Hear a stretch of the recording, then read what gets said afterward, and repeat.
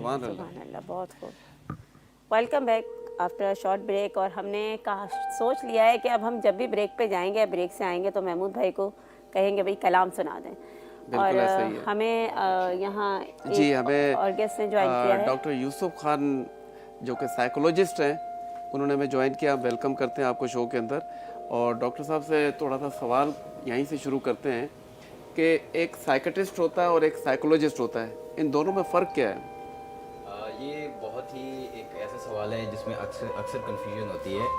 Psychologist और psychiatrist में फ़र्क ये है कि साइकोलॉजिस्ट साइकोलॉजी की स्टडी करता है मेंटल एंड बिहेवियर्स की, जो मेंटल प्रोसेसेस है। जो साइकेट्रिस्ट होता है वो मेडिसिन्स जो है पढ़ता है, वो मेडिसिन से इलाज करता है। साइकोलॉजिस्ट डायरेक्ट साइकोलॉजी में आकर एडमिशन करके काउंसलिंग वगैरह से काउंसलिंग थेरेपीज करता है। मेंटल थेरेपी कह सकते हैं हम। हाँ जी, बिल्कुल। काउंसलिंग साइकोथेरेपी वगैरह। और जो साइकेट्रिस्ट होता है वो MBBS बनने के बाद साइकेट्रिस्ट जो है वो बनता है। उसके लिए पहले MBBS होना ज़रूरी है, फिर जाके वो मुख्तलिफ फील्ड में जाते हैं मेडिसिन की। कोई गायनोकोलॉजिस्ट में, कोई जो है ब्रेन में या न्यूरोलॉजी में, तो इसी तरह साइकेट्री में भी वो आ जाते हैं जो कि मेडिकेशन से उनका इलाज करते हैं। चाहिए। आज नई बात मुझे पता चली है। जी, मुझे तो पता था, इसलिए मैंने कहा नाज़रीन के लिए मुझे आज नई बात पता चली है। अच्छा डॉक्टर साहब, देखिए हम यहाँ पर जो ट्रांसमिशन कर रहे हैं इसमें दीन और दुनिया दोनों की बात कर रहे हैं। और क्योंकि जब भी हम कोई दीन की बात करेंगे तो उसका जो अमल है वो दुनिया में होता है, लोगों से होता है। तो दीन और दुनिया लाजिम व मुल्ज़िम एक साथ हैं। तो थोड़ा सा ये बताइएगा कि आजकल हम देख रहे हैं कि लोगों पे जो है वो मेंटल स्ट्रेस, एंजाइटी और बहुत ज़्यादा स्ट्रेस होता है। तो इसकी वजूहात क्या हैं? क्या हमारा रवैया है लोगों के साथ, या कोई आज के नफ्सा नफ्सी के दौर में कुछ, आप उस पर थोड़ी सी रोशनी डालिएगा। अच्छा, बड़ा अच्छा सवाल आपने पूछा। असल में कोई भी एक सिंगल डिटर्मिनेंट नहीं होता आपके बिहेवियर का। डिटर्मिनेंट से मुराद ये है कि कोई कॉज नहीं होता। अब मल्टीपल इश्यूज़ है। एक तो कोविड के बाद जो कि WHO की रिपोर्ट थी कि 2022 में जो उन्होंने शाया की कि 25% आपकी मेंटल डिसऑर्डर्स में इंक्रीज़ हुआ है। जो ऑलरेडी थे उसमें मज़ीद इंक्रीज़ हुआ है कोविड के बाद। तो वैसे भी मुख्तलिफ रिपोर्ट्स में कोई कहता है कि हर तीसरा बंदा, यानी अभी रिसेंट रिपोर्ट शाया हुई थी तो 35% कहते हैं कि आपके पाकिस्तान में जो है लोग एक जहनी मर्ज़ में, तशख़ीस शुदा मर्ज़ में मुब्तला है। तो कोई ना कोई, जिसे कहते हैं कि एक जहनी कैफियत तो हर इंसान को रहती है। अब उसमें डिटर्मिनेंट्स की बात करें तो कोई सिंगल नहीं है, कोई सिंगल कॉज नहीं है। उसमें से आपकी पॉलिटिकल क्राइसिस, आपकी सोशल क्राइसिस, फाइनेंशियल, इकोनॉमिक या और इस तरह की बहुत सारी क्राइसिस है, फैमिली वगैरह। जो एक कॉज और है जो अक्सर साइकोलॉजिस्ट उस पर जो है बहुत ज़्यादा काम करते हैं, वो आपके पर्सनल एट्रीब्यूट्स हैं। जिस पे आपकी पर्सनल सोच, जज्बात और आपकी जो रवैये है, जो बिहेवियर है, थॉट्स, बिहेवियर एंड इमोशंस, ये जो तीन चीज़ें हैं, अगर इन केस ये बहुत सारे डिटर्मिनेंट्स आपको डिस्टर्ब कर भी रहे हैं और आप इन तीन चीज़ों पे काम कर लें तो आप बहुत सारे ऐसे जुमला अमराज से बच सकते हैं जिसको आप साइकोलॉजी की ज़बान में एंग्जाइटी, डिप्रेशन या और बहुत सारे साइकोलॉजिकल डिसऑर्डर्स, शिज़ोफ्रेनिया वगैरह, बाइपोलर या और बहुत सारे अमराज हैं, उससे बच सकते हैं। बहुत अच्छी बात बताई है डॉक्टर साहब ने, बड़ा डिटेल में बताया। हमारे साथ यहाँ मरजान मौजूद हैं जो कि फ़ैशन डिज़ाइनर हैं, बड़े मशहूर और मारूफ। तो उनकी भी बड़ी एक ज़बरदस्ती जर्नी है। इन्होंने बड़ी कम उम्र में बहुत कुछ अचीव किया और बड़ी स्ट्रगल भी की।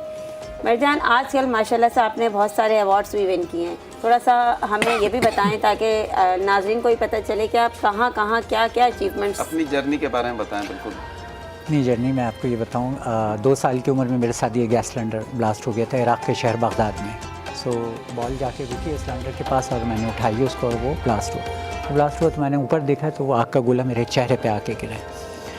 तो मैंने चेहरे पे हाथ रख लिए तो उसकी वजह से मेरे हाथ भी बर्न हो गए। उसके बाद इराक़ ईरान की वार हुई तो हम पाकिस्तान आ गए। हम यहाँ आ गए तो यहाँ से फिर मेरा स्ट्रगल ज़रा शुरू हुआ। यहाँ मेरे लिए थोड़ी बहुत दिक्कतें हुई, परेशानियों का सबब हुआ, क्योंकि एटमॉस्फेयर यहाँ पोल्यूशन इतना ज़्यादा है। तो मुझे ज़्यादातर घर में ही रखा जाता था कि इन्फेक्शन ना हो जाए, क्योंकि मेरी ग्राफ्टिंग हुई भी थी सारा कुछ। तो वो एक मेरे लिए बड़ा टफ़ टाइम था। उसके बाद कॉलेज, यूनिवर्सिटी से मैंने ग्रेजुएशन किया, कंप्लीट किया। वहाँ से फिर मैं इंटीरियर डिज़ाइनिंग की तरफ आ गया।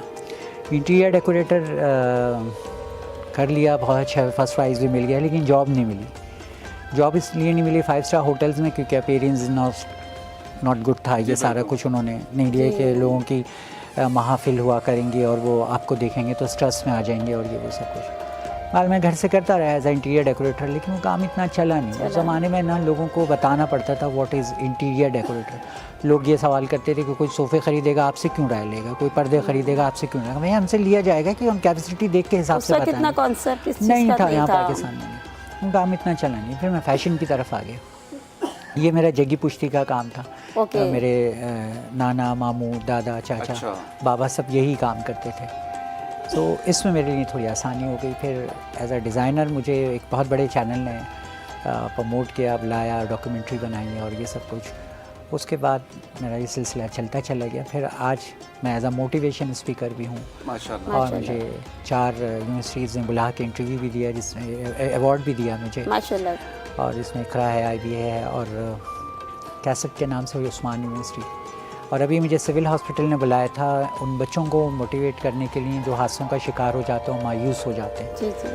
तो उन्होंने एज अ मुझे चीफ गेस्ट बुलाया और बोला कि इनका थोड़ा सा मोटिवेट करें ताकि ये ज़िंदगी की तरफ आए। लेकिन साहब यकीन जाने, मैं जब गया उन बच्चों को देखा तो मैं कांप उठा, क्योंकि मेरे सामने एक पेशेंट था जो 2 साल की एज ही थी उस बच्चे की, और उसकी बैंडेज हो रही थी और वो चीख रहा था, तड़प रहा था वो। तो आंखें मेरी बाहर आई। ज़ाहिर है मुझे मेरा माजी याद आ गया ये सब कुछ, और उसके पेरेंट्स की तकलीफ़ देख के ज़्यादा हुआ।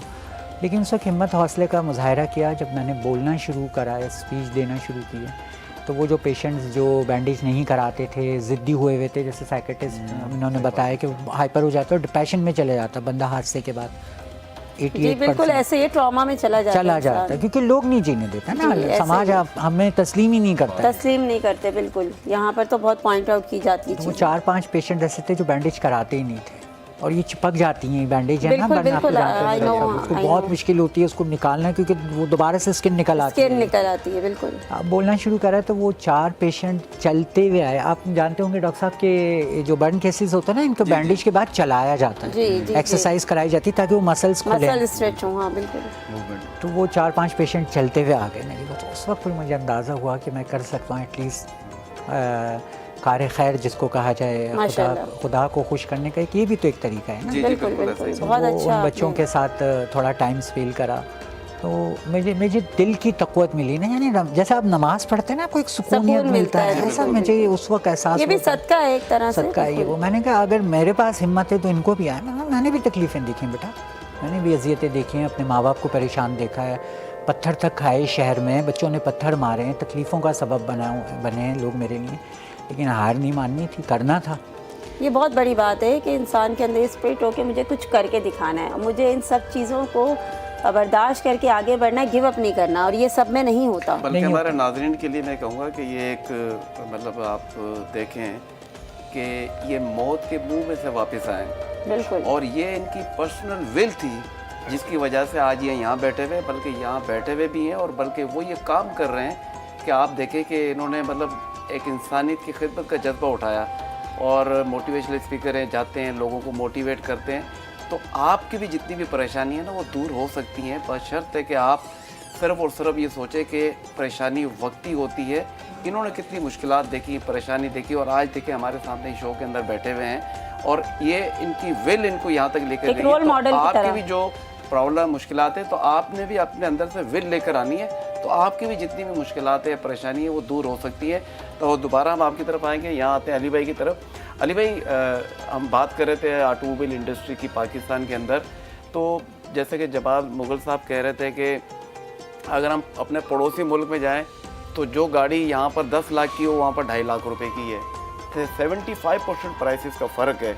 तो हमारे यहाँ जो प्राइसेस इतनी ज़्यादा है, इसकी क्या वजूहत हैं? सर उसकी वजूहत ये है कि जितने पार्ट्स हैं वो सब इंपोर्ट होते हैं, तो वो CKD पार्ट्स की इतनी ड्यूटी लग जाती है, कॉस्टिंग में इतना हाई हो जाता है, तो इस वजह से गाड़ी की जो वैल्यू है, गाड़ी की जो प्राइस है, वो ख़ुद ब खुद इतनी हाई हो जाती है। पिछले दिनों आपने अली जमाली साहब का इंटरव्यू देखा होगा, तो वो बता रहे थे कि इतनी ड्यूटी जो लगती है वो इसी वजह से कि ये अभी, और जमाल भाई ने जिस तरह से कहा कि वो अभी तक प्लांट ही अपना नहीं एक्टिव कर सके सही तरह से, तो 70% जब पार्ट्स वहाँ से इंपोर्ट होंगे, और वो आप इनवाइस पे भी देखते हैं तो वो मैन्युफैक्चरर ऑब्लिक असेंबलर, तो वो जब अपनी बात होती है तो असेंबलर हो जाते हैं।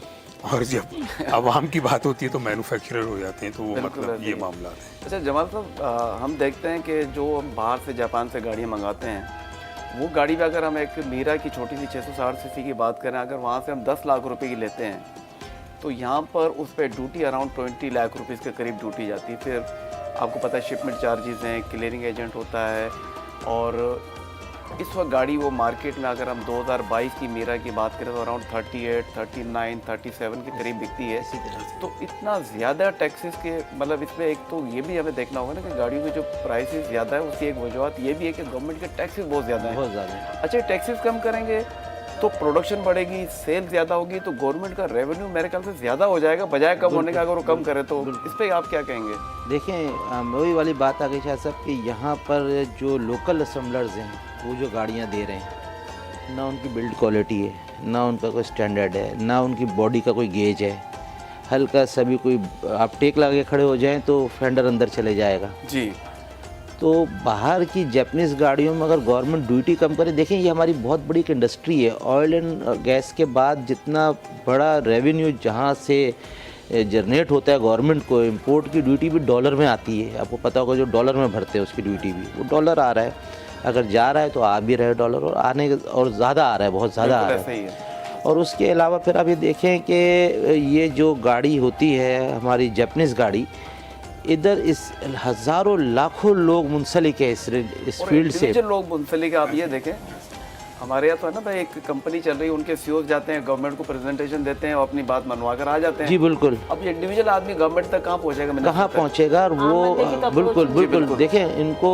अच्छा, जिस लेवल पे जब ये बंदा पहुँचता है तो अल्लाह ताला उसको शऊर जहन में उसको खोल देता है, उसकी सोच को वसी कर देता है। जब बड़े आप बैठते हैं किसी मनसब पे, तो अलमिया यही है कि उनकी सोच बहुत छोटी है। बिल्कुल सही। बंदे वो बड़े बन गए टेम्परेरी, लेकिन सोच छोटी है। जी बिल्कुल सही कहा। बहुत अच्छी हमें, बात बताई ब्रेक है। के लिए कहा जा रहा है। हाँ, और लेकिन हम अपने मेहमानों का शुक्रिया भी अदा करेंगे कि उन्होंने हमें अपना बड़ा कीमती वक्त दिया। ये वो चेहरे हैं जो अमूमन दस्तयाब नहीं होते, बड़ी मुश्किल से हमें हाँ, जो है ना मुश्किल से टाइम हाथ से में देना आते हैं। पड़ता है। तो इनका बहुत शुक्रिया।